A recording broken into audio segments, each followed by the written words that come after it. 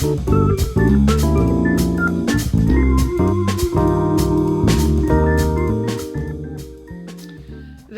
til Effektiv Jul med New Public Management i New Black. Mit navn er Beatrice Søhald, og jeg siger... Mit navn er Yvonne von Slattenham, og jeg er coach i... Ja. Især skal vi snakke om julelykke, og det kan vi faktisk godt lide. Men det skal være nogle ordentlige ting der i jul. Så, men vores råd herfra, fordi det skal være effektivt, Så er det da egentlig en utrolig pæn ørering, du har på. Så skal man lave en ordentlig bowl, og så skal man bare strikke det. Ja, det skal man.